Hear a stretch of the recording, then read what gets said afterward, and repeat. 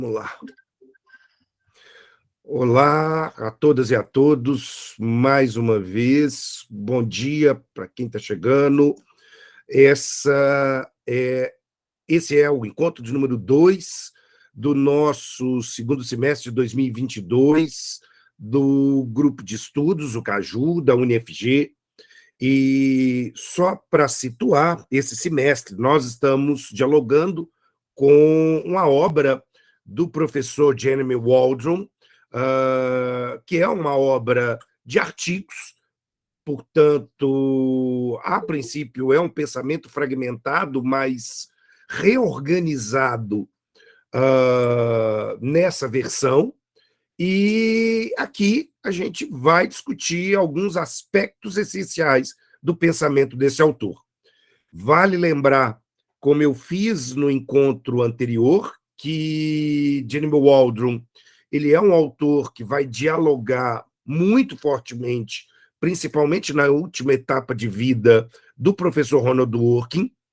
Waldron foi aluno de Dworkin, Waldron foi orientando de Dworkin na Universidade de Oxford, porém, seguindo aquela tradição que Oxford tem, de estabelecer uma rixa entre orientandos e orientador, ele vai tomar uma via bem diferente da via que Dworkin vai abraçar, né? Então, aqui a gente vai ter um diálogo polarizado entre, vamos dizer assim, por concepções diferentes sobre o que é o constitucionalismo, sobre o que é a democracia e etc. Embora, tá? Vou dar uma de Marcelo Catoni e dar uma dica aqui, né? Embora o Waldron muitas vezes não cite diretamente Dworkin, ele está dialogando com Dworkin, ele está estabelecendo contrapontos com os argumentos principais da teoria dworkiniana. E por isso ele é um autor importante, mas claro, ele não está conversando só com Dworkin, ele está conversando com toda uma tradição de pensamento de um liberalismo igualitário. Ele está dialogando com John Rawls, por exemplo, ele está dialogando com John Hattie, ele está dialogando com uma série de autores que nesse background se torna também bastante importante, bastante elucidativo para a gente entender qual é a crítica e qual é a via que o autor vai tomar para a construção do seu pensamento. Waldron é hoje um dos pensadores da teoria da Constituição e da filosofia política mais importante do cenário mundial. Portanto, ele é um autor que precisa ser lido. E ele tem uma postura muito clara, vamos dizer assim, muito franca, muito aberta, de crítica à ideia tradicional de controle de constitucionalidade, a ideia tradicional de rule of law, de Estado de Direito, como nós conhecemos, e, de certa maneira, uma ideia diferente do que é democracia para esse autor, né? Então, essa relação do controle de constitucionalidade com o Estado de Direito, com a democracia, é o tempo todo tensionado em cada um desses artigos que o Waldron vai apresentar para nós e que, consequentemente, nós vamos estar debatendo ao longo dos nossos encontros aqui no Caju, né? Então, feito essa contextualização, lembro que os nossos encontros eles vão ficar disponíveis lá no canal do YouTube, do meu canal, da Pedro Advogados, e que fica para material de pesquisa, para revisão, enfim, né, para a organização de vocês. Eu não posso deixar de fazer aqui o convite também para que vocês busquem conhecer. Deixa eu só alterar aqui o meu efeito visual, né? Esse livro que foi lançado essa semana, que é uma obra em homenagem ao professor Marcelo Catoni, professor titular de Direito Constitucional do FMG, Teoria Crítica da Constituição, Constitucionalismo por Vir e Democracia Sem Espera, publicado pela editora Conhecimento.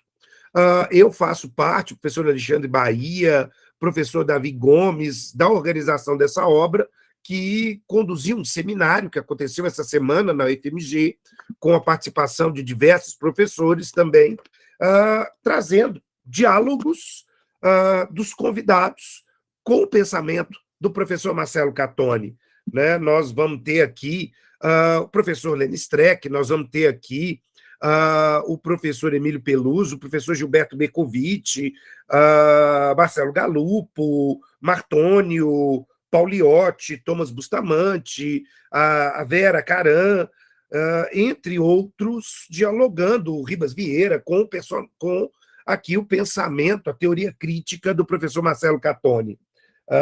Em especial, né, eu gostei muito do texto do professor Lênin Streck, acho que é um texto de uma sensibilidade, de um carinho com o professor Marcelo Catoni, extremamente interessante, e fica aí o convite para quem quiser conhecer mais acerca dessa obra. Né? Ela está disponível no site da editora Conhecimento Livros.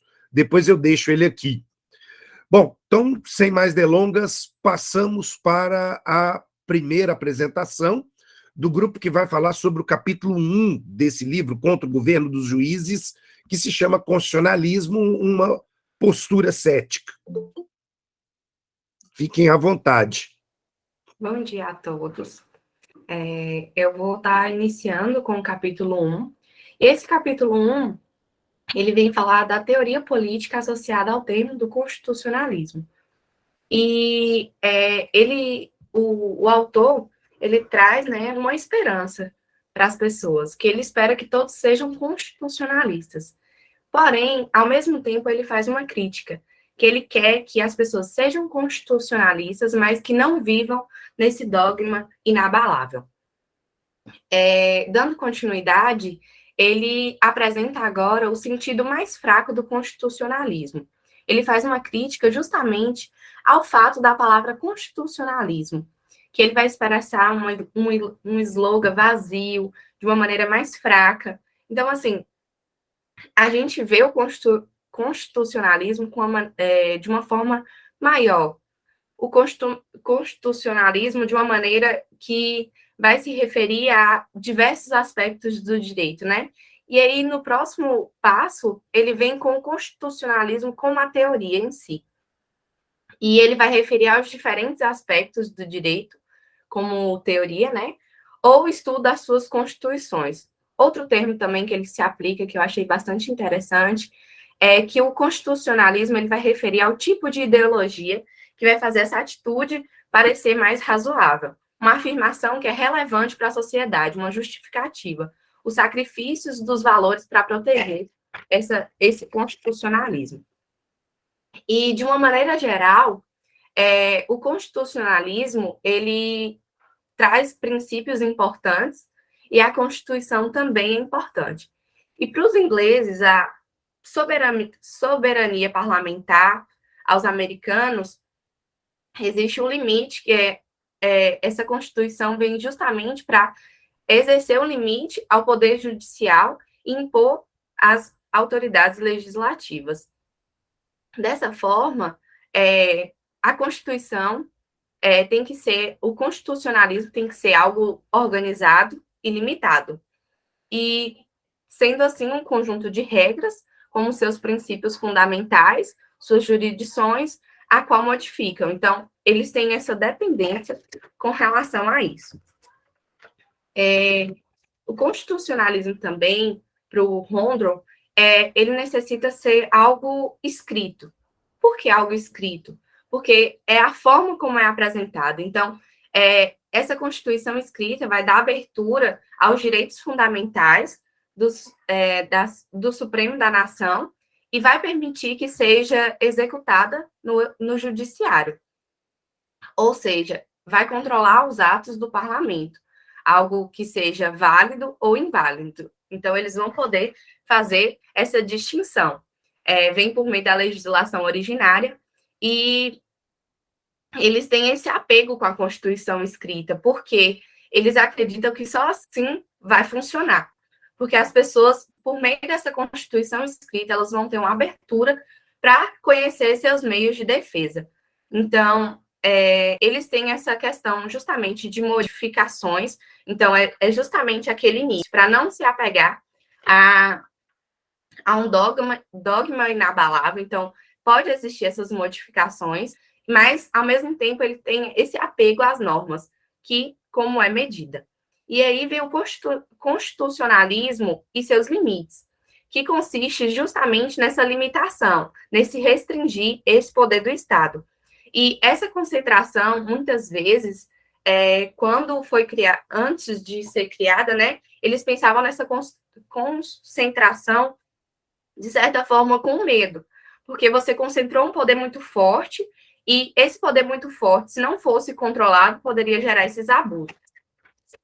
Dessa forma, o governo, ele cita 3 palavras que eu achei bem interessante, que ele diz que não é sinônimo, e muitas vezes a gente usa como sinônimo. Então, a gente tem um governo, e esse governo, para o constitucionalismo, ele precisa ser restrito, limitado e controlado. Restrito por quê? Ele vai impedir que o governo faça certas coisas, ou seja, os abusos. Controlado, esse controle vai ser justamente um controle pelo povo. E limitado vai ser que eles não vão poder exceder aquilo que é atribuído a eles. E eu finalizo justamente com uma frase que eu achei muito interessante do juiz Posner, que ele diz: os homens que escreveram a Declaração de Direitos não estavam preocupados que o governo fizesse muito para o povo, mas que fizesse muito contra eles. Então, justamente essa parte da limitação veio fechar um pouco o que era atribuído ao governo, e eles tiveram esse receio, né? Porque eles queriam ter bastante poder, e o constitucionalismo vem justamente para dar uma limitação nesse poder. Passo a palavra ao próximo colega. Bom dia, professores, novamente. Bom dia, colegas. Bom dia aos que estão assistindo pelo YouTube. Dando prosseguimento à fala da Isadora, eu acredito que de fato falar é muito recorrente, que existe imitação, existe repetição entre as constituições dos países. Por exemplo, no próprio livro é citado que existe uma 8ª emenda na Constituição dos Estados Unidos que foi inspirada na Declaração de Direitos inglesa, de 1689. E é compreensível que existem essas cópias. O constitucionalismo, como tal, deve ser uma teoria que pode ser usada por qualquer país na elaboração de suas leis. Os países aprendem uns com os outros sobre como redigir uma Constituição, como aplicar, e claro que vai ter elementos em comum, assim como também vai ter elementos divergentes. E aí nós entramos no segundo ponto do livro, que é a essência do argumento contra o controle de constitucionalidade. Aqui, o autor julga que a revisão judicial da legislação é inadequada como último recurso no processo de tomada de decisão em uma sociedade que é livre e que é democrática. Muitos países permitem que os juízes venham a derrogar leis que podem violar os direitos humanos, os direitos individuais. O primeiro exemplo que pode ser encontrado no livro também foi o da decisão da Corte Suprema de Massachusetts, em 2003, nos Estados Unidos, sobre leis estatais que atingiam as licenças matrimoniais, que violavam os direitos do casamento entre homem e mulher. E após essa decisão, muitos indivíduos, principalmente homens e mulheres homossexuais, sentiram-se afetados porque não tinham seus direitos atendidos, e, ao mesmo tempo, isso encorajou eles a reverter essa situação. Então, tempos depois, a lei foi anulada por uma emenda na Constituição do Estado. Muitas pessoas acreditam que uma boa decisão e um processo que considera as reivindicações dos direitos de maneira firme e séria são boas razões para apoiar essa instituição de controle judicial sobre a legislação. Essas pessoas reconhecem que a revisão judicial, a qual estou citando, às vezes pode levar a decisões ruins e que vão contra o ideal democrático. É indispensável falar que o processo democrático que eu estou me referindo raramente é perfeito. E, em todo caso, a própria objeção democrática é problemática, quando o que está em jogo é a própria tirania popular. Na teoria política liberal mesmo, a supremacia legislativa é frequentemente associada ao autogoverno popular, e os ideais democráticos estão fadados a manter uma relação difícil com qualquer prática que estabeleça que os legisladores eleitos irão operar apenas sob a tolerância de juízes que não foram eleitos por lei democrática. Alexandre Bickel, resume essa parte do livro em uma frase que a gente já ouviu várias vezes, que é a dificuldade contra-majoritária, explicando que podemos tentar mitigar essa dificuldade, mostrando que os procedimentos legislativos existentes não representam perfeitamente a vontade popular, ou pelo menos da maioria. Ele ainda afirma o seguinte: nada nas complexidades e confusões adicionais do sistema pode mudar a essencial realidade que a revisão judicial é em uma instituição anormal na democracia americana. E aí, prosseguindo, há países em que os próprios cidadãos, por meio de procedimentos legislativos ordinários, podem permitir o aborto, por exemplo, além do casamento gay e outras decisões. Eles podem decidir entre si se terão leis que vão punir a injúria racial e o racismo, ou até mesmo a quantidade de verba que um candidato pode gastar durante uma campanha eleitoral. Se discordarem entre si, eles vão nomear um representante para deliberar dessas questões, né, no corpo legislativo. A forma como ocorrem esses debates, a qualidade que eles possuem, mostra que os legisladores são incapazes de lidar com a responsabilidade frente a essas questões. Assim como os resultados mostram que a maioria popular não se importa com a minoria. Isso é muito recorrente em vários países. Nos Estados Unidos, tem até um exemplo que é citado no livro, o povo pode abordar essas questões se quiserem, mas sem certeza de que eles serão considerados, se sua voz será considerada. Se alguém discordar de uma decisão legislativa, pode sim levar ao âmbito judicial, porém vai ser a decisão judicial que vai prevalecer. Então, o povo não tem certeza se, de fato, a opinião dele será ouvida. Dworkin, ele fala sobre, sendo ele um defensor, né, da revisão judicial, ele diz que nas indecifráveis controvérsias e profundas questões de moralidade política que filósofos, estadistas e cidadãos debatem há séculos, o povo e seus representantes simplesmente precisariam aceitar os pronunciamentos da maioria dos juízes, cuja percepção, neste caso, não é espetacularmente especial. E essa frase de Dworkin é muito interessante quando ele fala que o povo precisa aceitar o pronunciamento da maioria dos juízes, porque isso pode gerar muitas indagações. Alguns podem concordar, outros já podem se manifestar contra, porque acaba abrindo um leque de um entendimento duplo. Muitas obras atacaram nos últimos anos essa questão da revisão judicial da lei, principalmente nos Estados Unidos. Essa prática ela foi apoiada pelos liberais, enquanto os conservadores acabaram se opusendo aos direitos reconhecidos pelos tribunais liberais. Porém, nos últimos anos, essa oposição liberal à revisão judicial da legislação aumentou notavelmente nos tribunais de lá, derrubou também algumas importantes questões da política legislativa liberal, e isso acabou deixando algumas pessoas incertas do que poderia ser considerado na hora de tomar a decisão para aplicar uma lei, se de fato o povo seria ouvido. O que o autor quer trazer aqui, na verdade, é a identificação de um argumento central que seja contra a revisão judicial da legislação, que seja independente tanto de seu manifesto, de interpretações históricas, quanto de questões sobre seus efeitos particulares. As decisões que gerou, esses efeitos particulares são as decisões que gerou e as decepções e afirmações que elas trouxeram. Ele quer focar em aspectos do argumento contra a revisão judicial que difere do argumento sobre a forma como os juízes exercem seu poder e o humor com o qual eles abordam a legislação. Na política, o apoio à revisão judicial está muitas vezes ligado ao apoio a decisões bem específicas. Isso é notavelmente verdadeiro em debates, quando os defensores, por exemplo, se recusam até mesmo a considerar os argumentos contra a revisão judicial da lei, temendo que isso vai confortar e encorajar aqueles que, por exemplo, se recordam do caso Roe versus Wade. Eu acredito que o pessoal já deve ter conhecido. Quem não conhece, faça a leitura do caso, senão vou acabar me estendendo aqui na fala.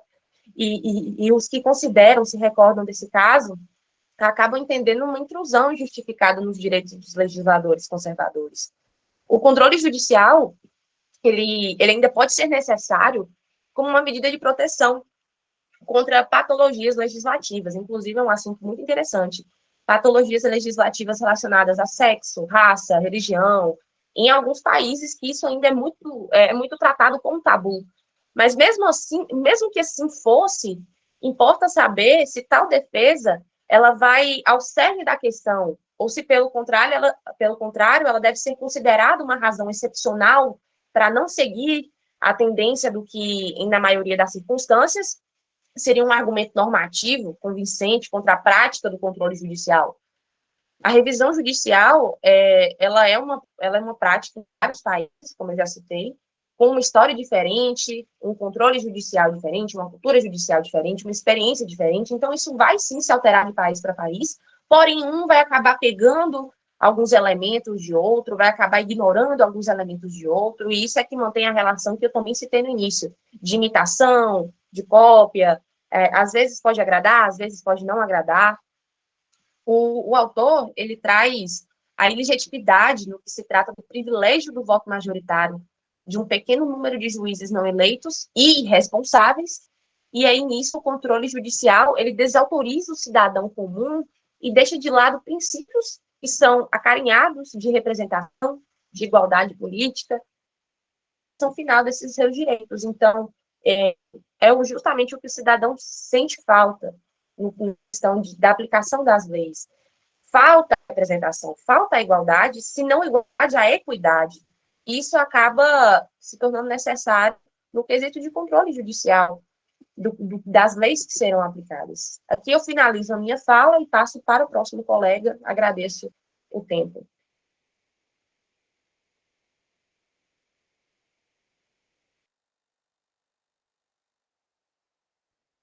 Olá, bom dia a todos. Estão me ouvindo bem? Pronto.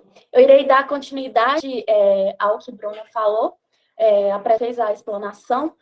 Dentro desse capítulo ainda, mais precisamente no tópico em que aborda acerca da definição do controle de constitucionalidade.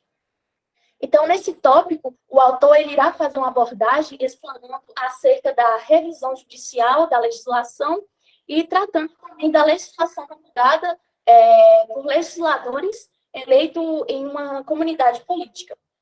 Então, aqui, quando o autor aborda acerca do controle judicial da legislação, ele já traz duas importantes distinções sobre, diríamos, o que é um controle judicial forte e o que é um controle judicial fraco.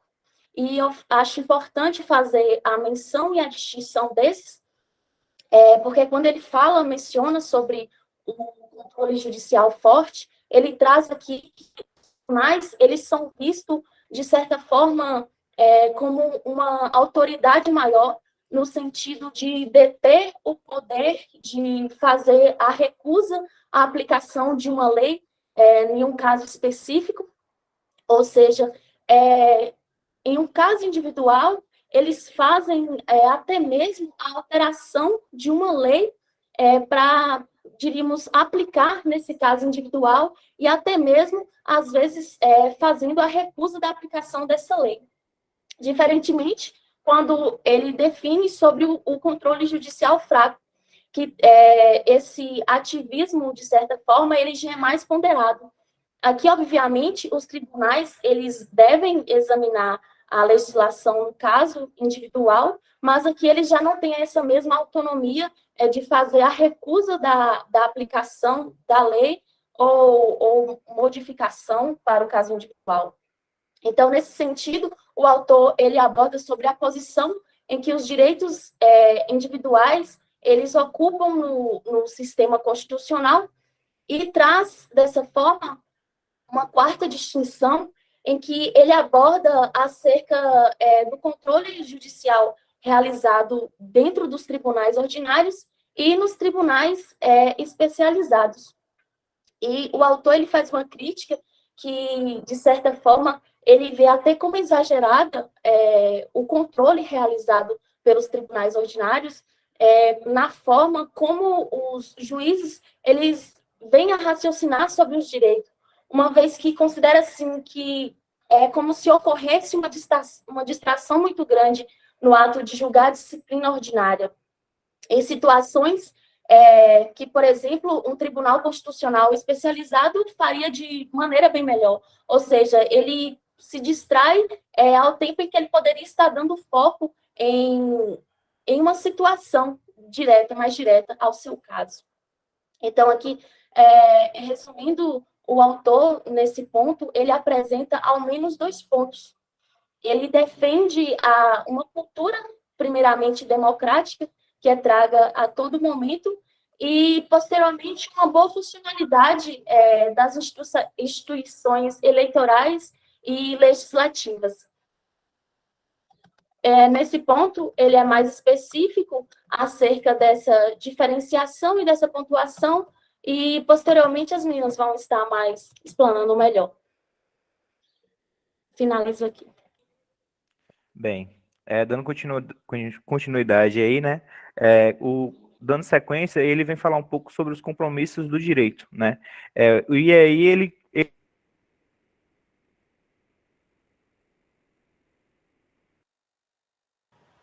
Tá mutado, Patrick. Vocês escutaram alguma coisa antes?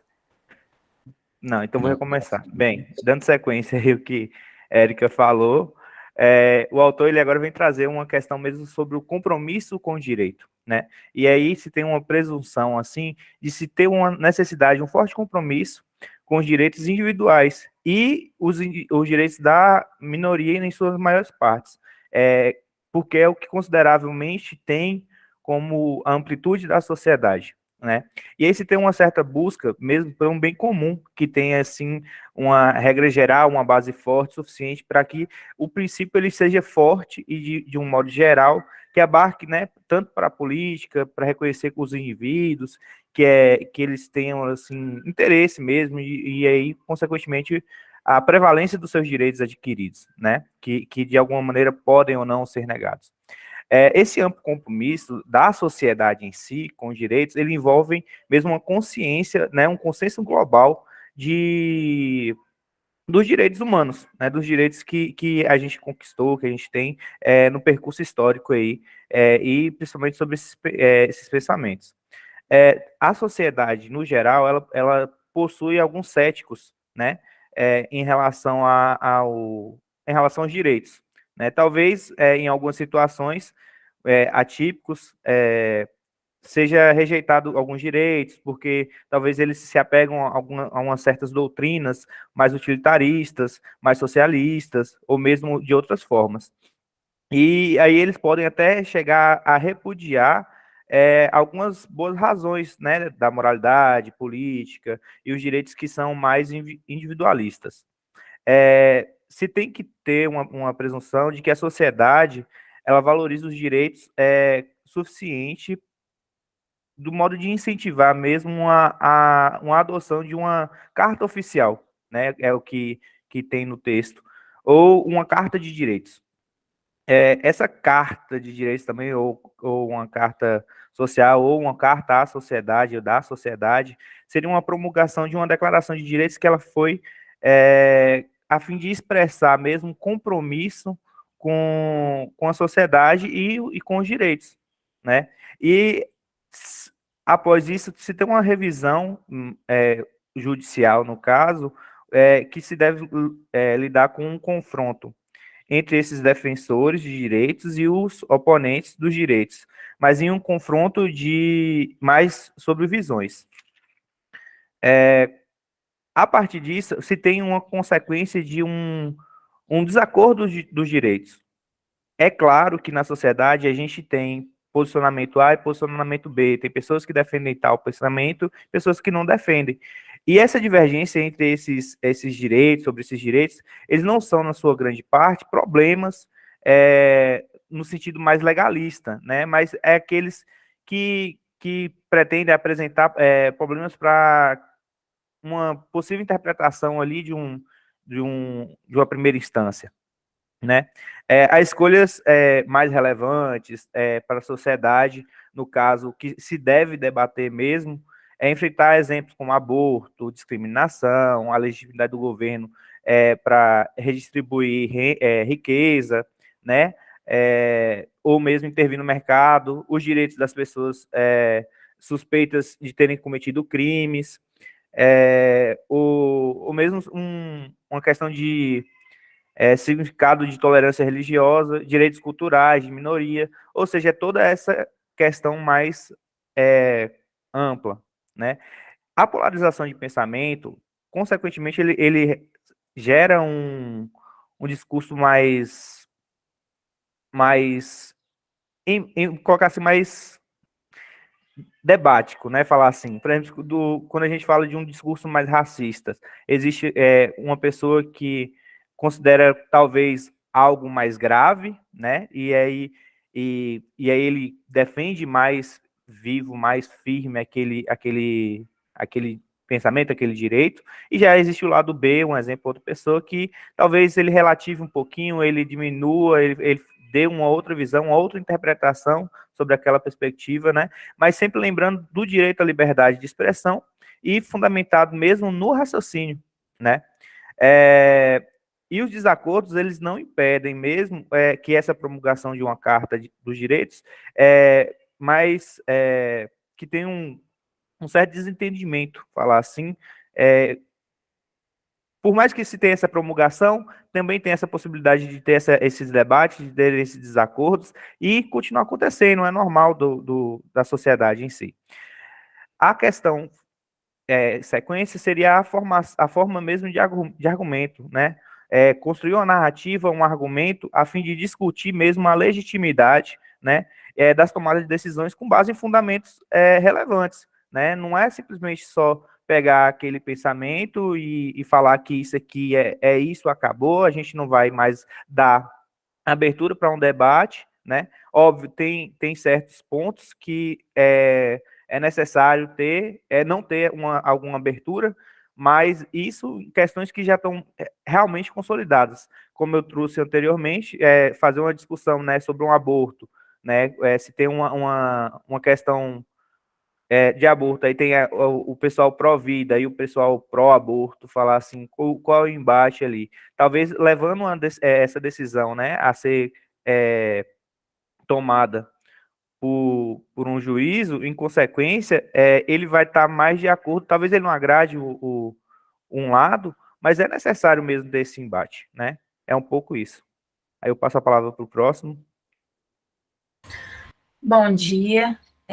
Dando continuidade aqui à fala de Patrick, no tópico que o Aldro fala sobre as razões relacionadas ao resultado, ele começa introduzindo com uma fala de Hus sobre uma maneira natural de proceder e supor que a aplicação dos direitos fundamentais ela deve ser confiada ao processo decisório. E vai dependendo das circunstâncias de tempo, lugar, e sobre ser o mais suscetível de aplicá-las com os menores efeitos possíveis e secundários. Nessa frase, vai supor-se que o ponto de aplicação da discussão vai estar relacionado ao fato de continuar com um debate mais amplo acerca das competências institucionais dos tribunais, que está iniciado pela escola do processo legal. Os tribunais, eles são bons, sim, para decidir certas questões, mas não todas as questões.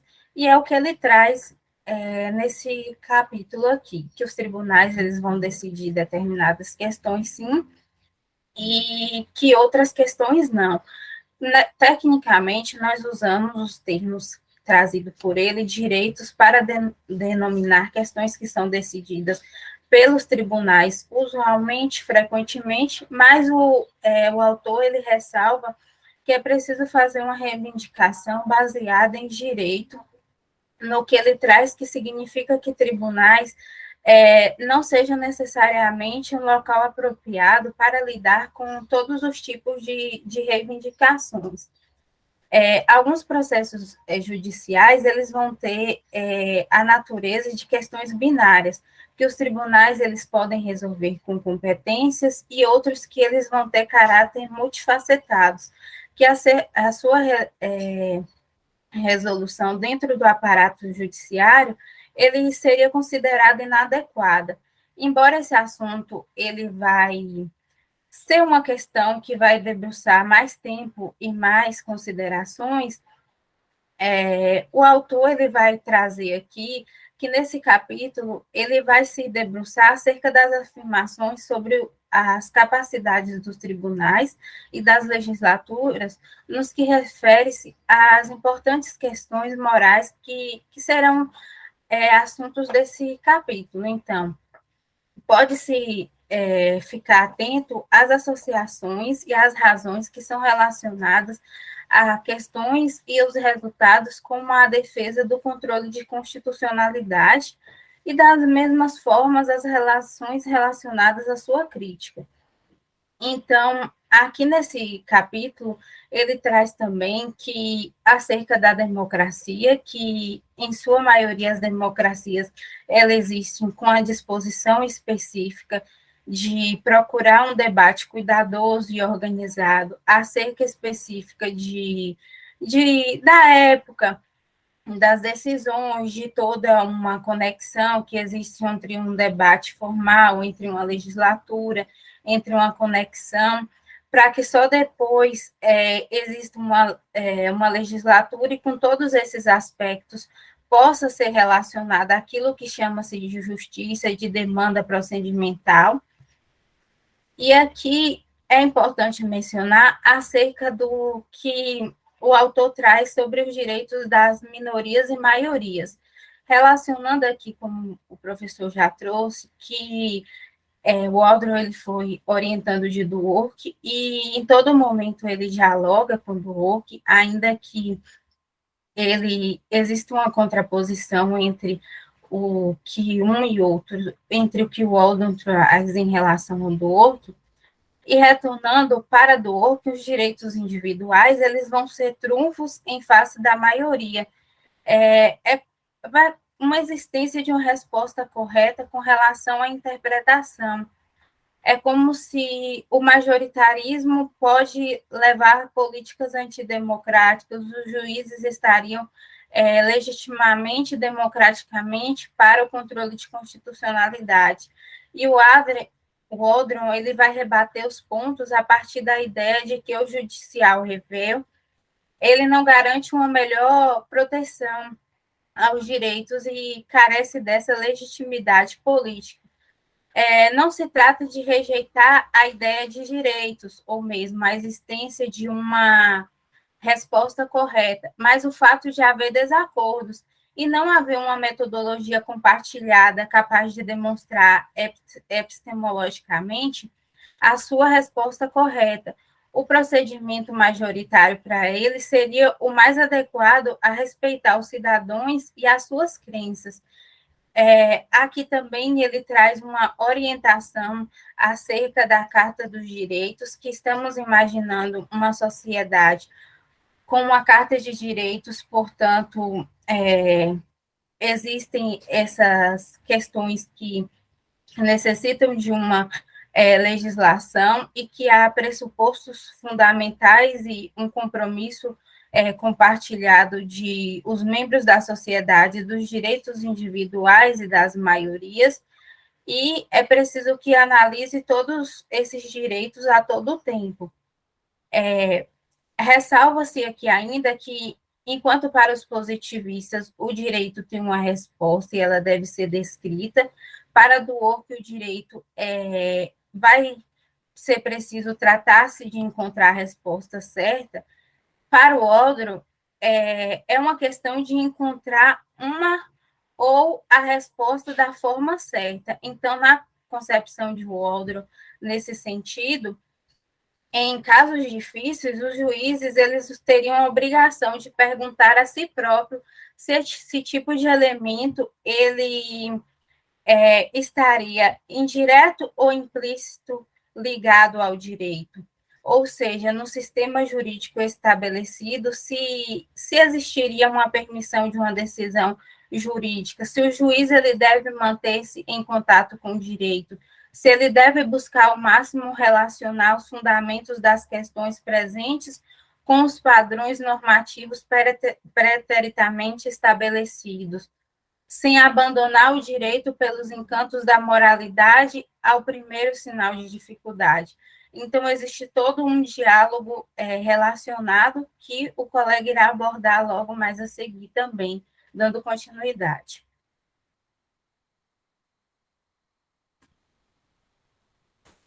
Bom dia a todos, bom dia, professora Ângela, bom dia, professor Flávio Pedron, queridos colegas, bom revê-los.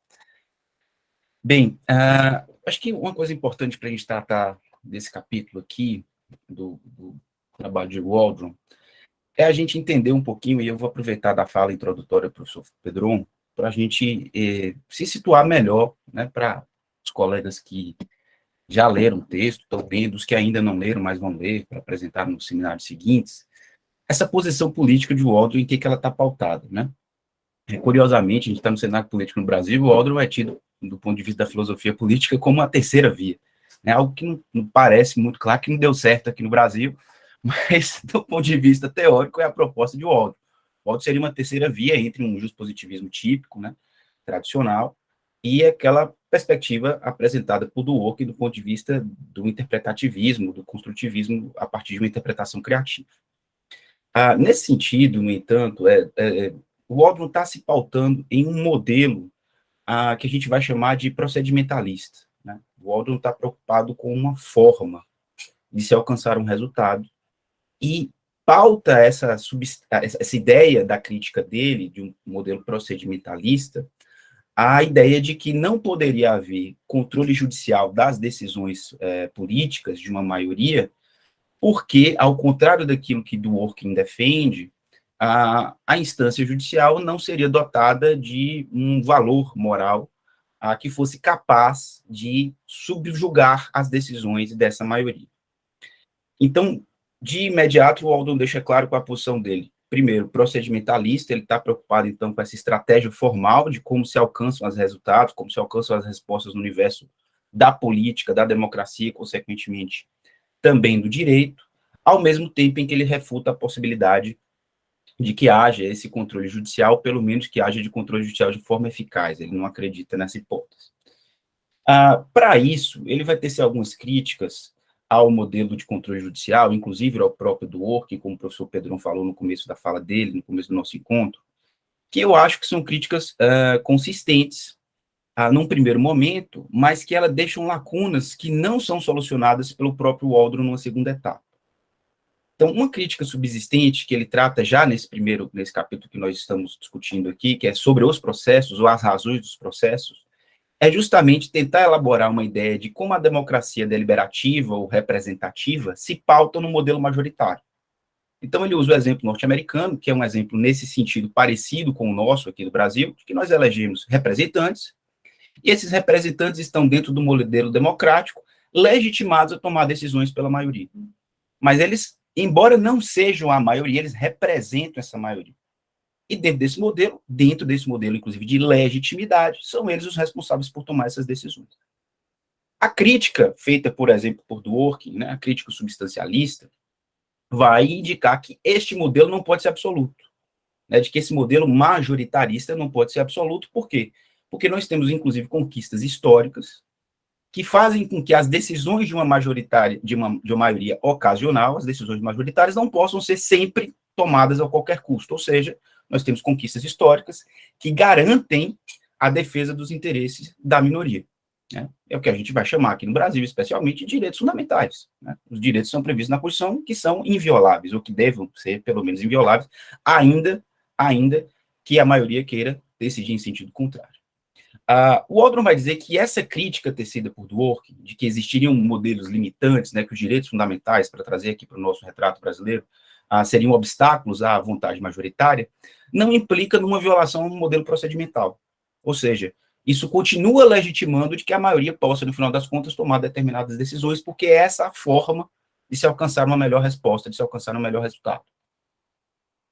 Para isso, o Waldron vai se valer da própria forma de controle de constitucionalidade norte-americano, né? Ou do modelo de controle judicial, nem só do controle de constitucionalidade. Ele vai dizer, olha, num controle judicial, o modelo majoritário também aparece. E por que ele aparece? Porque essa decisão também é tomada por um órgão colegiado, em que cada um dos personagens desse órgão colegiado tem um peso de voto. E esse peso é o mesmo.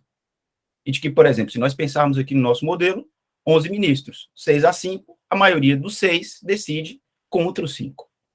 Então, o Waldron vai dizer, este modelo procedimental está também presente num cenário contramajoritário. Então, quando a gente tem uma função jurisdicional contramajoritária, no nosso caso, sempre trazendo aqui para o Brasil, do STF, em que o próprio modelo majoritário é tomado internamente, o Waldron vai dizer isso, no final das contas, é um procedimento também, a gente só está mudando o foco, e ao invés de a gente dar voz a quem de fato deveria ter legitimidade moral para decidir, a gente está transferindo essa responsabilidade para um órgão judicial, e, portanto, isso fragilizaria o modelo democrático. Essas críticas de Waldron, no primeiro momento, parecem bastante consistentes, né? Mas eu percebo que o Waldron parece, propositadamente ou não, esquecer de outros elementos importantes que são trazidos, inclusive, pelo professor Ronald Dworkin. Um deles é o sentido de valor. O Waldron parece ignorar aqui de que haja a necessidade de que nós entendamos que essas decisões tomadas dentro de um contexto democrático, e mesmo dentro de uma concepção majoritarista, elas são tomadas a partir de um liame que nos liga, que nos conecta. E esse liame é um liame necessariamente valorativo. Portanto, se a gente está falando de um modelo democrático, de uma concepção democrática, essa concepção democrática ela é comum unitária. Significa dizer que a gente compreende, a gente entende que nós nos unimos segundo determinados valores. Ainda que nós sejamos uma comunidade unitária de valores, mas plurais em outros sentidos. Então, por exemplo, de novo, trazendo um recorte para o Brasil, nós temos uma comunidade extremamente plural. Nós temos diversas religiões, diversas culturas, né? Mas há algo que nos conecta como comunidade. Este algo que nos conecta à comunidade é uma substância na nossa união. Não é um procedimento. Não é uma forma. E o Waldron, nesse sentido, claro, ele está falando do recorte norte-americano, mas a gente poderia traçar esse paralelo também com os Estados Unidos, não seria tão diferente aqui, parece ser ignorado por Waldron, porque ele está preocupado com um modelo de forma em que ignora as razões pelas quais a forma propriamente existe. Então, a forma foi tomada como escolha porque existe uma substância que a antecede. E quando o Waldron se mantém numa posição apenas procedimentalista e diz é este modelo que deve prevalecer, porque no final das contas é esse modelo que representa a vontade da maioria, ele ignora que mesmo essa maioria, que eventualmente pode ser uma maioria ocasional, tomou decisões anteriormente a esse próprio procedimento. E que por isso dificulta, porque o Waldron, aí menos terceira via e talvez mais positivista, não se relaciona com as relações de moralidade. E moralidade, inclusive, pública. E não se relaciona com um ambiente de linguagem, que também é de domínio público. Então, parece haver aí uma certa ilusão juspositivista de uma pureza, e aí eu não falo da pureza do direito, né? Mas de uma pureza de que este método, esta metodologia, este procedimento fosse, de fato, garantidor de uma igualdade de participação, de uma igualdade de resultado. E volto a dizer, isso me parece, como resultado prático, pouco real.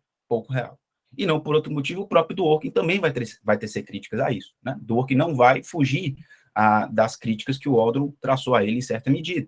Né? E Dworkin, inclusive, vai dizer, olha, tudo bem que o próprio controle de constitucionalidade, Waldron, possa eventualmente trazer resultados até arriscados para os procedimentos, ou, de certa medida, até para a vontade da maioria.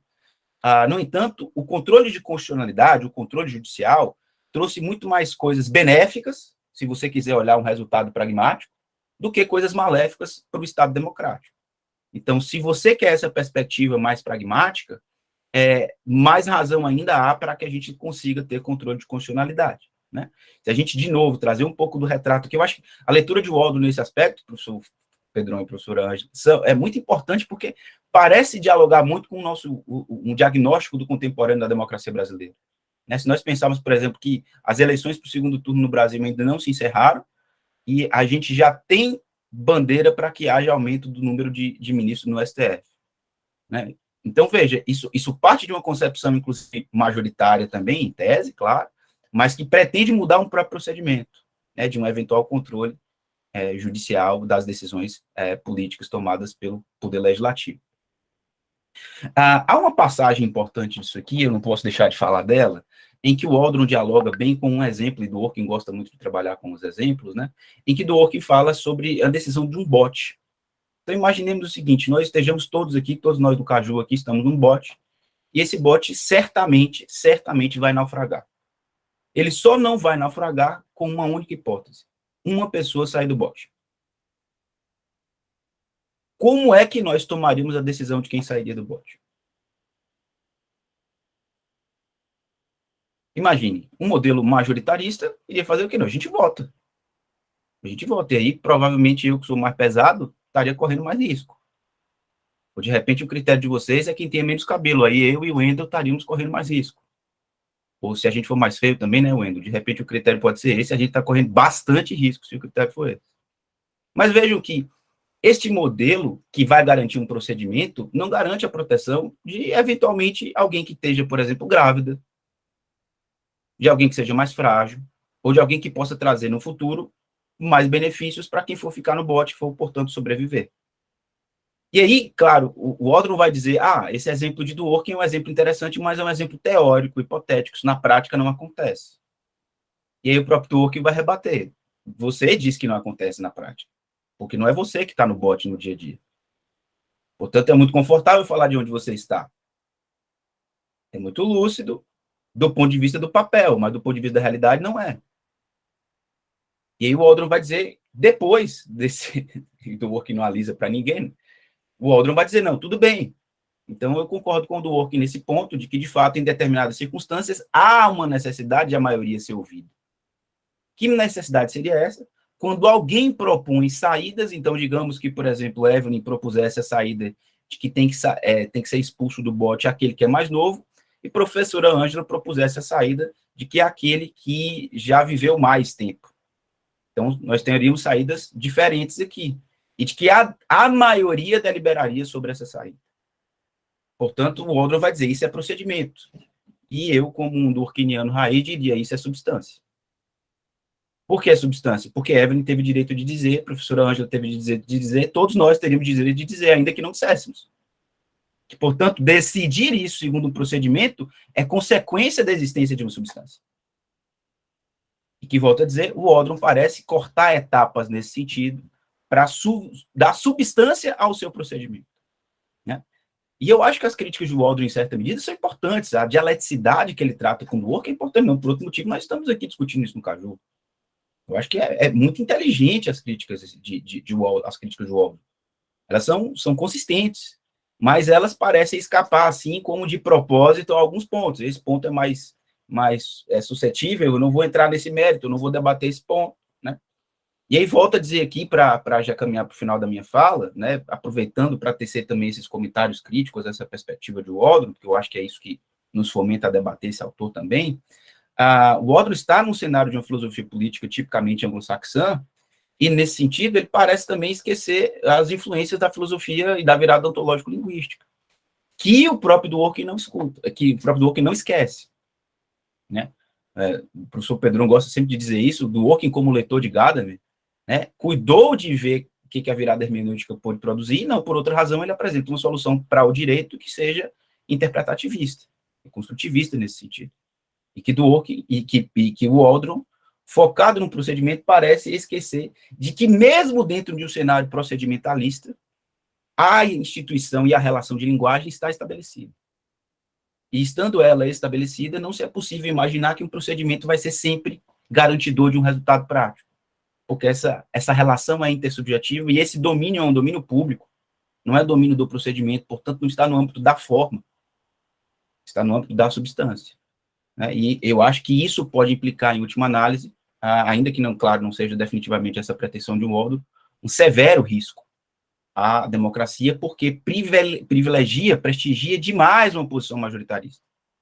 E se ele observa isso num viés anglo-saxão, num viés norte-americano, talvez a saída de Waldron para cenários de democracias talvez menos maduras, como as democracias na América Latina, pudesse fazer ele repensar, talvez, essa perspectiva procedimental, e de como isso implica, a partir de agora, do que tem acontecido na Itália, do que acontece na Rússia há diversos anos, né, talvez ele entender de que esses modelos majoritaristas podem implicar em retrocessos às conquistas históricas que o mundo ocidental estabeleceu após a Segunda Guerra e após o movimento neoconstitucionalista. Talvez esse seja um ponto importante, né? Às vezes a gente tem uma visão, muitas das vezes, ou eurocêntrica demais, ou saxã demais, ou muitas das vezes norte-americana, e aí eu volto a dizer, mesmo do Dworkin não tendo propriamente um trabalho voltado para essas outras democracias, Dworkin se permite, dentro do seu modelo teórico, dialogar com esses outros espaços, coisa que, infelizmente, parece que não soar muito óbvio para mim na leitura de Waldron. E é isso. Muito obrigado. Bom dia, grupo. Bom dia, professor. Bom dia, professora. A fala do Fernando, ele exemplifica muito o que eu vou tratar agora, que é sobre a tirania da maioria, bem como de todos os outros colegas.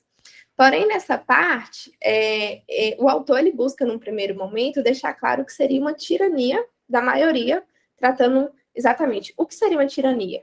A exemplo bem raso, sem ampla discussão, ele fala sobre o aborto, e para quem é a favor da vida, esse grupo estaria sendo tirânico com relação às mulheres.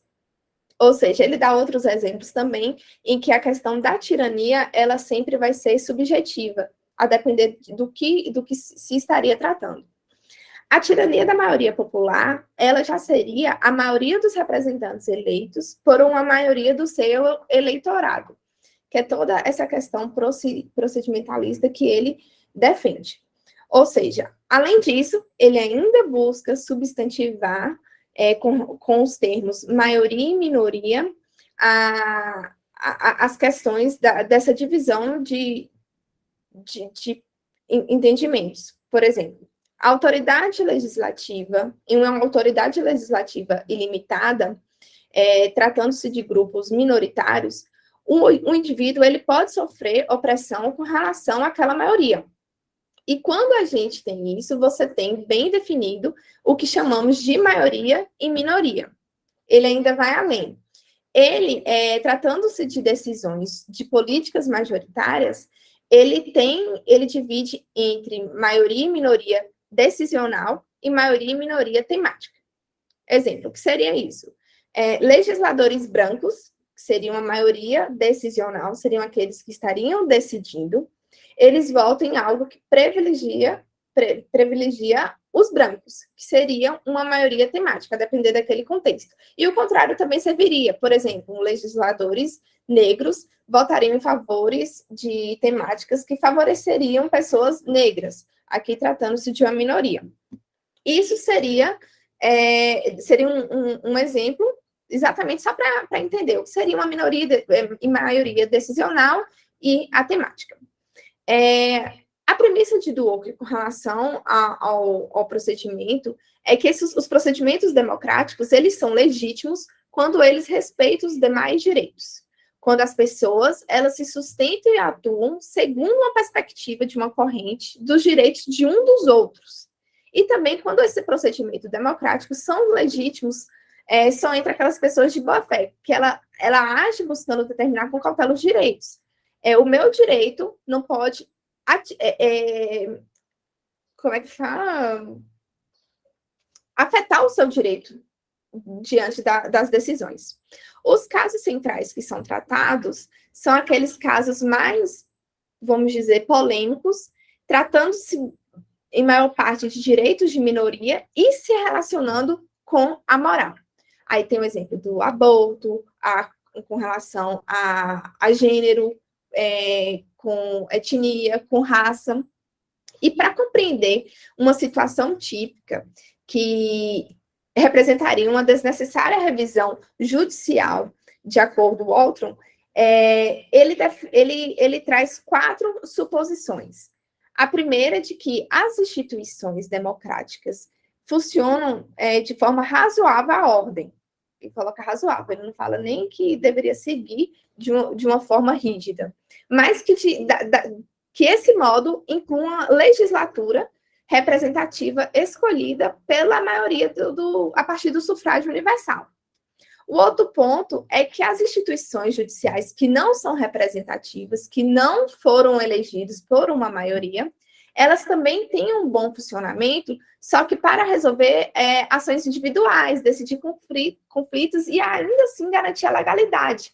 Que uma opinião pessoal, ou aí a gente, quem tem no Caju quem está no Caju há muito tempo, eu sempre relaciono, quando se fala assim, de uma decisão, a gente sempre carrega aqueles vieses, que aquela decisão, ela busque garantir algo legal, aquilo que está na lei, e não carregue naquela decisão pensamentos e crenças da pessoa que está decidindo. O terceiro ponto é sobre o comprometimento da parte da maioria da sociedade e dos agentes públicos com os direitos individuais. E o quarto ponto seria a persistência em você discutir e garantir as condições institucionais e culturais. Ou seja, nos dois primeiros pontos, ele traz essa questão mais institucional sobre a parte legislativa e a parte judicial, e os dois últimos pontos ele traz mais voltado para uma questão cultural de como se deveria agir, né? Mas tratando-se, assim, de uma revisão, quando ele ainda fala de uma possível revisão favorável, que seria uma revisão judicial em que ela deixa de ser forte e fraca, ou seja, ela amplia o debate na sociedade em temas de direitos fundamentais. Uma revisão forte seria em que as cortes elas iriam definir de forma categórica e decidida e decisiva os sentidos dos direitos naquele contexto. Já uma revisão judicial fraca, ela abriria mecanismos de discussão e diálogo com a sociedade para tomar aquela decisão. E o problema que incomoda Waldron ele se encontra exatamente na importância secundária que se concede à legislação em comparação à revisão judicial, que está discutindo a definição dos direitos fundamentais que vão reger determinada comunidade, né? E ele acredita que essas razões pelas quais a revisão judicial vai tratar, ele alcança uma certa crença em relação à legitimidade. E isso vai residir, né, justamente nas falhas dessa decisão majoritária dos parlamentos, e que pode gerar uma tirania da maioria, e por isso encontra-se uma atuação contra-majoritária das cortes dessas decisões. O que ocorre é que também, muitas vezes, né, essas cortes, elas podem apresentar justificativa para as suas decisões, o método que tomou, mas por essa razão que se diferencia as cortes e os parlamentos. O que diferenciaria elas, de fato, seria porque uma tem origem eleitoral e a outra não. Ou seja, a revisão judicial, ela seria uma segunda rodada feita por membros sem legitimidade eleitoral. Ou seja, ao mesmo tempo que a revisão judicial, ela pode ser apenas uma reafirmação do que aquela tirania majoritária decidiu, ela pode também não ser, e ser totalmente contrário ao que a maioria, em tese, elegeu e está sendo representada ali pelo parlamento. O que Dworkin discorda de Waldron? No tocante à questão, pois ele acredita que a regra da maioria não é um princípio geral de justiça, independente do contexto, né? E já em contraposição à crítica de Dworkin, o Waldron, ele reconhece que o método majoritário também pode ser usado em ambientes não democráticos. O Waldron, ele não nega que a tirania da maioria seja possível, mas ela não é um resultado necessário de uma circunstância de desacordos entre os direitos e regra a maioria. O que temos? Temos que decisões que não protegem os direitos fundamentais, eles são um conceito substantivo, ou seja, tanto o parlamento quanto a corte, ela pode errar. E o problema se encontra aí, né? Porque se o parlamento erra, haveria uma corte para corrigir. Mas e se essa corte também erra? não há nenhum procedimento que garanta que as cortes irão, de fato, produzir decisões protetivas aos direitos fundamentais.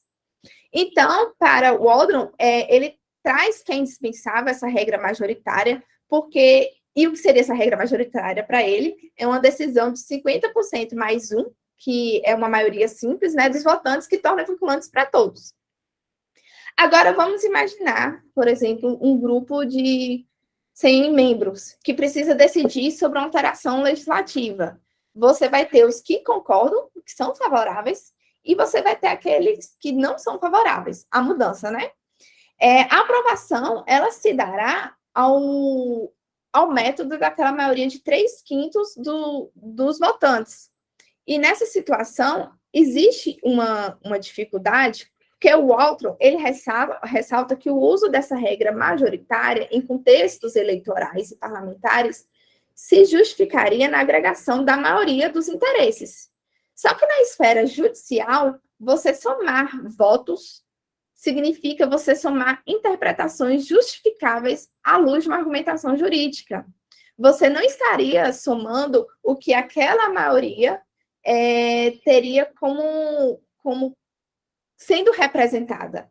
Você estaria somando decisões individuais daquelas pessoas que não estão, de fato, representando uma maioria. Então, é por isso que ele está defendendo que a regra majoritária, em um contexto parlamentar para o âmbito judicial, ela não deve ser transferida.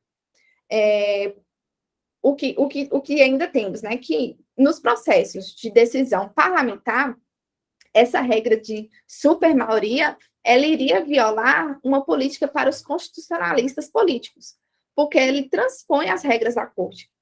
É engraçado porque eu fiquei um pouco confusa, que ao mesmo tempo que ele traz exemplo de que a corte ela pode concordar com essa maioria majoritária e reafirmar a decisão deles, e nesse mesmo tempo ele traz que existe uma minoria sendo prejudicada porque aquela maioria está exercendo o direito deles, estão sendo representados, e os direitos daquela minoria estão sendo, como se fala, está deixando de existir. Se a corte concordar, estaria sendo representada porque ele está concordando com a maioria, e se ele não concordar, ele estaria representando uma minoria que também não teria voz, porque a maioria foi elegida e aquela maioria está representando apenas a maioria. Então, assim, os juízes das cortes constitucionais, eles não são representantes políticos que carregam pautas que merecem a mesma consideração de deliberação interna, né? E aqui do Ork, ele demonstra a possibilidade de você utilizar arranjos institucionais com relação às cortes e que concedam maior peso aos votos dos juízes. Um exemplo, um juiz que tenha mais experiência, mais anos de carreira, teria um peso com relação ao seu voto diante de um juiz que seria mais novo. E seria dessa forma que estaria defendendo o respeito de uma igualdade política para a atuação representativa dos parlamentos. Só que não serve para justificar a impossibilidade de você adotar maiorias qualificadas como método de decisão das cortes constitucionais. Então, essa questão da tirania majoritária, eu achei um pouco confuso essa parte que o autor traz, porque, num primeiro momento, parece que ele se importa com as questões discutidas com relação à minoria. Porém, ao desenvolver da sua justificativa, parece que isso aqui não é a questão. A questão não é o direito resguardado para aquela minoria. Você tem uma maioria decidindo sobre os direitos de minorias. Isso não faria sentido, porque o resultado é óbvio. Se você tem uma maioria de eleitores elegendo uma maioria de representantes que pensa igual a você e estão ali representando, a maioria que foi elegida para representar a minoria, em questão de votos, vai sempre perder, vai sempre estar desfavorecido. E a preocupação dele no início de mostrar que existe uma tirania majoritária, que as pessoas de minoria sofrem com isso, que cada um vota com relação e segue uma pauta com relação aos seus interesses, se desfaz quando ele apenas busca justificar que uma revisão judicial, ela poderia estar certa, porque ela estaria representando a maioria da população quando ela iria reafirmar a decisão parlamentar, mas ela estaria errada naquele momento que ela poderia discordar, porque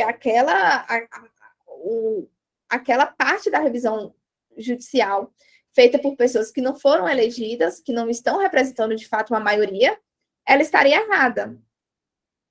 Então, igual o Fernando ele disse, a princípio é uma discussão muito bonita, boa, interessante, mas encontra-se falhas durante essa discussão. E, às vezes, até óbvias, né, com relação a essa questão do parlamentar.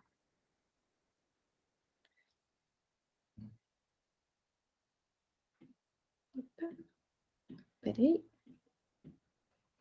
Pronto. Acredito que a gente finaliza o nosso grupo comigo, né? E eu acredito também que trazendo mais discussão, mais dúvidas do que aceitos.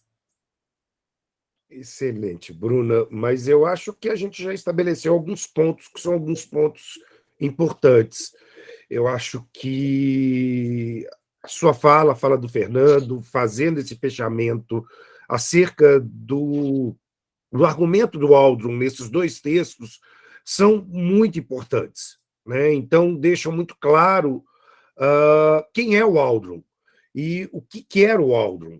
Eu acho que as premissas da teoria são importantes para a gente entender como ele vai movimentar e até como o Fernando colocou, como ele vai repensar em alguns momentos a própria teoria, né? Então, esse diálogo de Waldron com Dworkin é uma coisa fundamental para o crescimento do Dworkin e para o próprio amadurecimento da teoria do Waldron. Mas eu acho que vale bem o alerta seu, Bruna e Fernando, né? A gente tem que entender muito bem o pressuposto que o Waldron está partindo e as suas propostas para que a gente não as receba de maneira crítica, porque isso pode conduzir para alguns problemas, algumas distorções. Ok?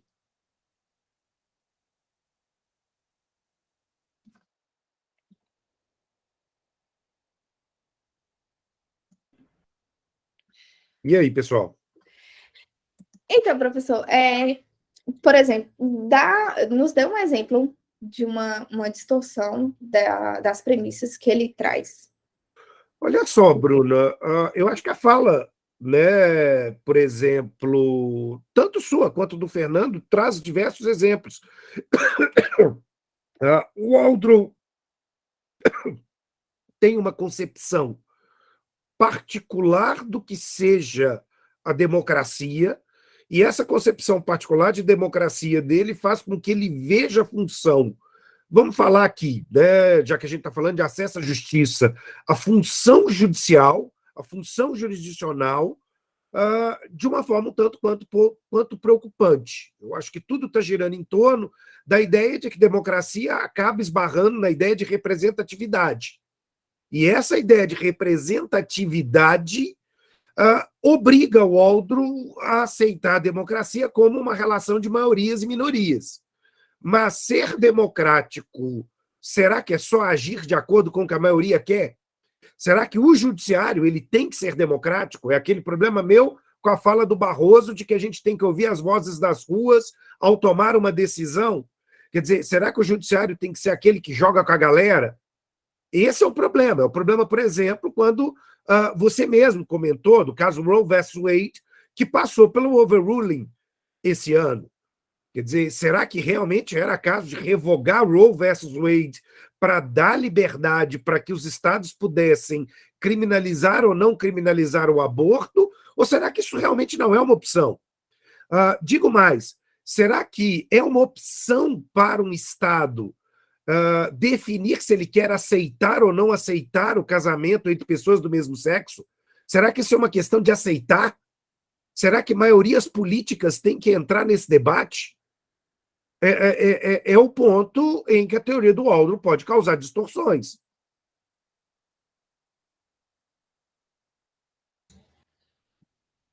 Você fala as discussões com relação à parte parlamentar ou com relação à revisão judicial? As duas, na verdade. Quer dizer, a revisão judicial. Bom, vamos lá. Pensando aqui o caso, né, por exemplo, Roe vs. Wade, para a gente dar mais substância, e pensando antes, no caso Roe vs. Wade, que a gente está lidando com direitos fundamentais e a gente está lidando com a liberdade, e a liberdade como condição de autonomia e autodeterminação e definição de um projeto de felicidade de uma mulher, como é que uma maioria de homens brancos pode definir o uso do corpo feminino, se não a própria mulher?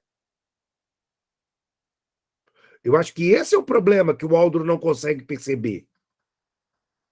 Ou ele mascara, de certa forma, e aí eu acho que, de certa maneira, né, pegando aqui um ponto da fala do Fernando, o Waldron se esconde num positivismo para não deixar revelar um problema de comunitarismo, de apego a uma leitura ética e, portanto, colonizadora de um padrão de vida. Então, eu acho muito complicado quando a gente, usando do positivismo, a gente esconde o desrespeito ao pluralismo. Acho que falando da forma mais rasgada, a gente esconde o desrespeito ao pluralismo. Né? Quer dizer, eu acho que realmente a gente não deveria ter a necessidade. Vamos imaginar um outro argumento para ficar mais fácil para todo mundo. Quer dizer, num determinado momento nos Estados Unidos, quando ainda tínhamos a doutrina dos separados mais iguais, estados criaram leis proibindo que pessoas de raças diferentes se casassem. Isso não é um problema do Estado. Isso não é um problema do Estado. Mas a maioria não gostaria que negros se casassem com brancos.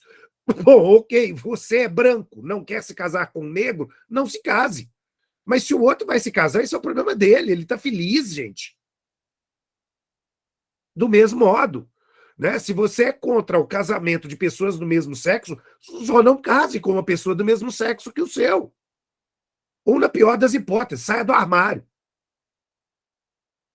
Né? Essa é a verdade. Ou seja, não há aqui nenhum tipo de ofensa a uma maioria, uma minoria que adote um determinado padrão de felicidade. Se somos de religiões diferentes e somos, isso não afeta, isso não tem que ser motivo para conduzir a uma tomada de decisão. Esse é o problema do Waldron. Porque se eu me esconder atrás de um positivismo, eu não vou conseguir perceber, ou pelo menos eu vou turvar o meu argumento para que os outros não percebam que eu posso estar esmagando minorias e eu posso estar violando uma questão que não pode ser violada num projeto de democracia, que é o pluralismo. A regra da maioria ela é insuficiente, vai dizer do Dworkin, porque ela não consegue lidar de maneira suficiente com o pluralismo. Tem algumas questões que a gente não tem que fazer escolha política. Não quer dizer que, inclusive, isso seja que para ser decidido no judiciário, Bruna, isso, na verdade, é para não ser decidido, porque isso já foi decidido na base do valor que a nossa comunidade elegeu quando criou a Constituição. É isso que o Waldron não consegue perceber. A Constituição não é um mero acordo de fato. A Constituição é um acordo sobre quais são os nossos princípios fundamentais. E isso faz toda a diferença. E isso faz toda a diferença. Quando nós definimos iguais liberdades subjetivas, nós somos obrigados a ser coerentes com essa perspectiva. Então, eu tenho que aceitar, sim, porque não é uma questão de aceitar, é uma questão de que isso não está sendo posto para escolha, que pessoas do mesmo sexo ou de raças diferentes se casem. Do mesmo modo, eu não posso admitir uma subtração do direito à liberdade de autonomia das mulheres sobre o próprio corpo. E isso é muito estranho, né? Porque ainda mais no contexto que nós estamos, tanto no Brasil quanto nos Estados Unidos, você consegue ter a hipocrisia de uma criatura que defende a pena de morte e, ao mesmo tempo, condena o aborto. Ah, vocês me desculpem, pra puta que pariu. Sabe? Isso é se turvar com o positivismo. Você ignorar a falta da coerência do seu argumento. Se vida é importante para tudo. Ou então não é. Ou então nós vamos ter que entrar numa discussão sobre a hipótese estética do que é vida. Para que a gente possa levar em consideração um direito de autonomia e liberdade para as mulheres. E isso é muito importante numa democracia, para que ela seja verdadeiramente uma democracia. Professor, eu acho engraçado o que você tratou, porque é muito contraditório o tempo todo. Você tem o direito na Constituição e você está tentando debater um direito que já se tem, né? E discutir uma coisa que não deveria ser discutido, pelo que eu entendi da sua fala. E realmente, principalmente nesse momento agora, a gente tem debates muito hipócritas, na minha opinião. Igual você falou, uma pessoa... E aqui eu consigo discutir isso sem mostrar qual seria o meu pensamento pessoal. Porque o meu pensamento pessoal realmente eu me sinto desconfortável. Mas eu acho também muito hipocrisia uma pessoa defender a vida com relação ao aborto sem discutir políticas públicas que poderiam não levar uma pessoa a isso, porque geralmente eles argumentam com relação existe prevenção, existe SUS, existe não sei o que, que a pessoa pode evitar, mas são realidades diferentes. As pessoas, elas têm uma realidade extremamente diferentes e de contextos, e não só essa realidade com relação a um direito que a gente já tem e não deve ser discutido. Mas a mesma pessoa, geralmente, é a pessoa que defende que aquele adolescente ou que cometeu um crime, independente da situação dele, tenha que morrer, ou que se matou tenha que morrer. Então, a pessoa, ela não se preocupa como é que uma criança iria nascer, em que situação ela iria nascer, ou o que ela poderia virar de acordo com o contexto dela, se ainda poderia levar em consideração isso, mas sendo bem radical. Ela, lá na frente, ela pode matar aquela criança que ela defendeu não matar no aborto. Tecnicamente isso. Então, seria... foi igual essa fala sua, é muita hipocrisia. Mas, tratando do que a gente estava, de fato, discutindo, foi isso que eu entendi no início, em que o Waldron, ele trazia essa discussão de tirania majoritária. Para mim, ele estava criticando isso. Só que depois já apareceu o contrário, que ele estava sendo a favor e se apegando à legislação para defender isso, entendeu? A tirania majoritária dele, Bruna, ela decorre da atuação do judiciário. O judiciário é o tirano majoritário quando ele toma a decisão que ele toma. A regra da maioria, como o Fernando disse, ela vale para a Suprema Corte, ela vale para o Supremo Tribunal Federal. Só que o que ele está entendendo? Ele está entendendo que a legitimidade da jurisdição, principalmente da jurisdição constitucional, ela precisa ser questionada porque exatamente a dignidade da legislação é desrespeitada por um acórdão da Suprema Corte ou do Supremo Tribunal Federal. O Waldron acha que as questões políticas são melhores resolvidas na arena política. Só que a gente sabe que isso também não é verdade. Só que até concordo com o Waldron. As questões de política, não as questões de princípio. E é o que o Waldron não consegue compreender, ou não quer compreender muito bem no argumento dele, como o Fernando colocou muito bem. Quer dizer, ele sabe, mas ele se esquiva para não entrar nessa discussão. Eu acho que esse é o problema. Algumas coisas são princípios. E os princípios já foram estabelecidos por nós. E quando a gente estabelece uma matriz extremamente importante, como a ideia de reconhecer iguais liberdades subjetivas a todos, a gente tem que honrar esse compromisso a todo tempo. Mas esse compromisso ele é difícil, ele é árduo, ele é pesado. Sabe, ser coerente você vai ser cobrado. Eu acho uma das coisas mais interessantes. Por exemplo, né, quem tem criança, como que a criança te cobra coerência? E você precisa dar a coerência. Por que você está mudando o seu comportamento e criando uma regra de exceção? Porque ser coerente é um peso. Só que o que o Dworkin contra o Waldron está dizendo, isso não é uma opção. Porque as maiorias não são coerentes. As maiorias legislativas, as maiorias plebiscitárias, elas não são coerentes. Ou seja, se você fizer um referendo, um plebiscito, né, vamos imaginar um plebiscito, com 2 perguntas, você é a favor da pena de morte e você é a favor do aborto, nós vamos ter respostas contraditórias.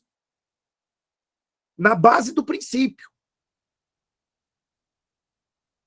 Esse é o risco. Porque o Waldron está ignorando a questão linguística, o Waldron está ignorando a perspectiva cognitiva, o Waldron está ignorando um monte de coisa. Então, esse é o problema. Coloquei ali no chat, Pedrão. Talvez porque ele parta, a gente analisando as bases dele, os conceitos que ele utiliza, né? O que ele entende por povo, o que ele entende por constituição, né? Aí talvez, a partir daí, ele seja coerente com ele mesmo. Não, com certeza. Os meninos, né, que fizeram teoria dos direitos fundamentais comigo conhecem um texto que eu gosto para discutir povo, do professor Michel Rosenfeld, da Cardoso Law School, exatamente onde ele quer desmistificar essa bobagem de que o povo somos nós. O povo é o vazio, o povo é o hiato, usando Derrida. O povo tem que ser desconstruído. Se o povo for o homem branco torcedor do Flamengo, tá errado. Se o povo for... sei lá, né? Aquele a favor da família e o homem de bem, está errado.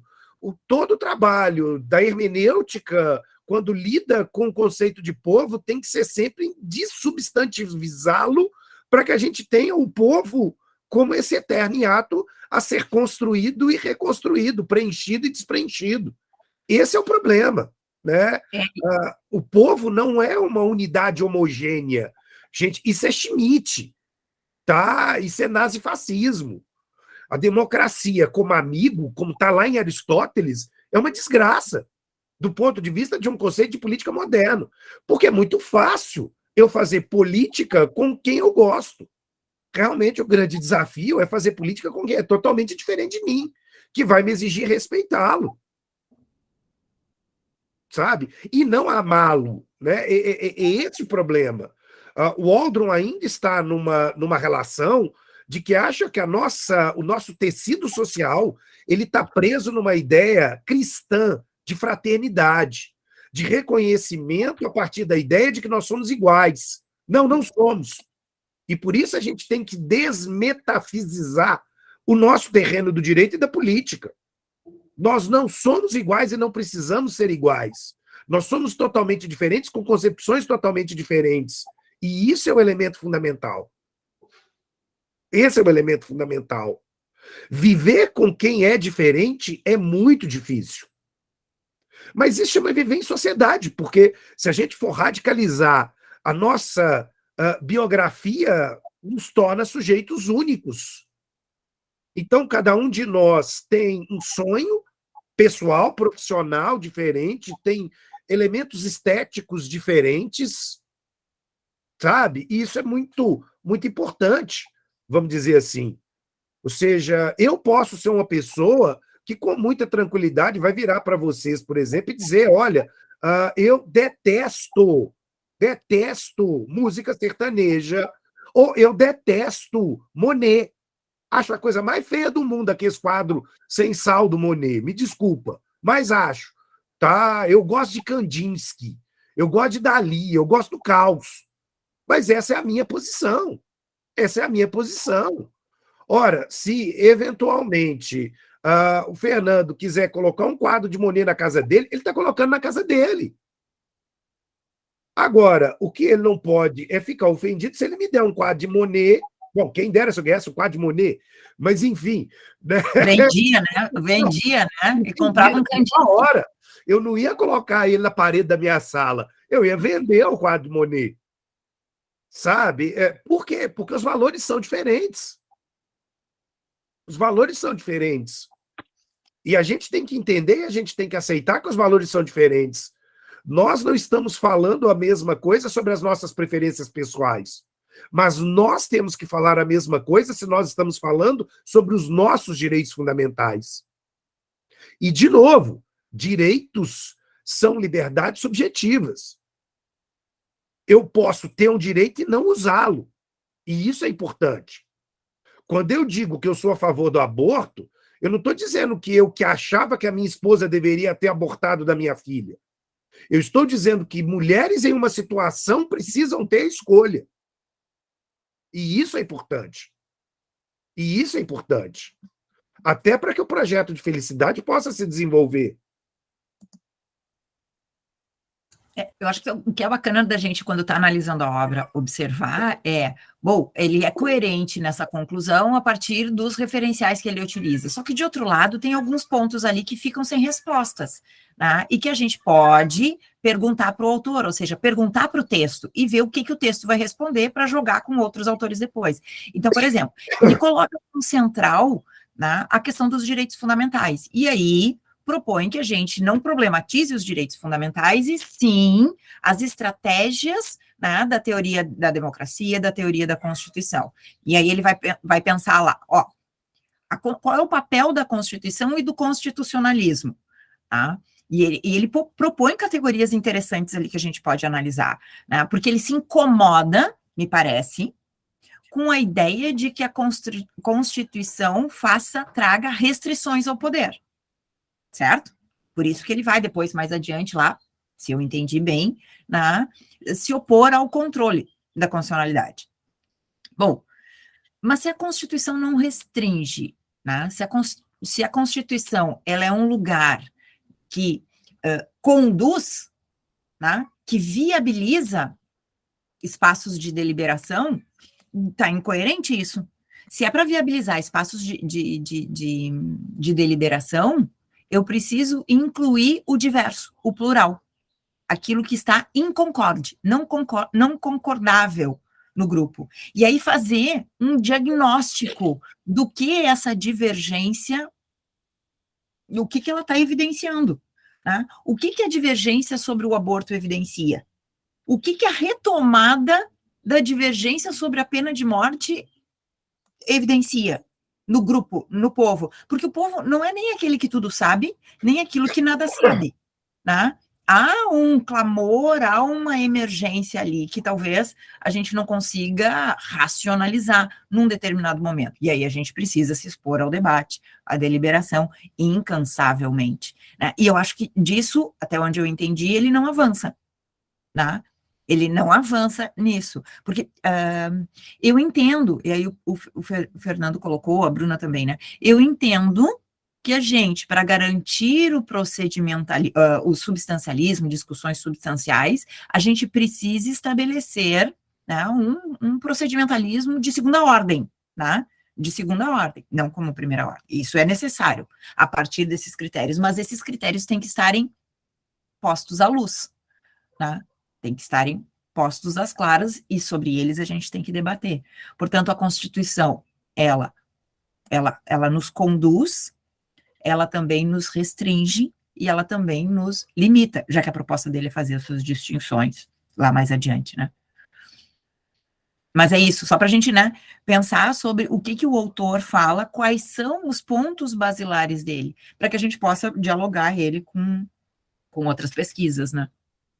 Porque ele tem uma coerência e tem lacunas nas propostas que ele apresenta ali. E aí a gente pode ir evidenciando a cada capítulo, a cada avanço.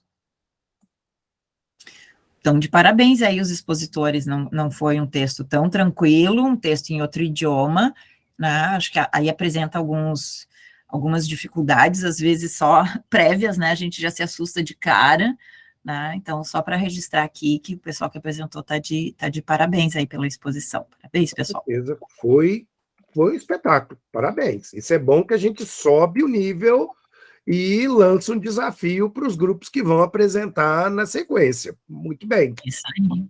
Joia, então de parabéns. E assim, uma coisa que eu acho que é bacana, a gente sempre olhar para o texto, né? E olhar para o texto sobre o ponto de vista do conteúdo, o que ele está nos apresentando, né? Qual é o conteúdo, qual é a proposta, quais são os argumentos do autor, né? Tentar, na medida do possível, ver onde é que está incoerente, ou a partir daquilo que a gente está estudando, tá? Ou já estudou, mas também como o autor expõe, como ele se expressa, né? Porque todo o texto acaba sendo uma espécie de orientador para a gente, né? Como é que esse autor expressou, conduziu, estabeleceu as suas bases de pesquisa, porque esse é o resultado de uma pesquisa. Né? Pensando sob o ponto de vista de que nós aqui estamos formando um grupo de pesquisadores, né? Então, acho que é interessante toda vez que analisar o texto, pensar assim também. Exato. Bom, então, acho que é isso, pessoal. Cumprimos nosso objetivo e podemos caminhar para o encerramento da nossa reunião, até porque o Aldro continua na nossa pauta de conversa nos próximos encontros. Então, grande abraço, pessoal.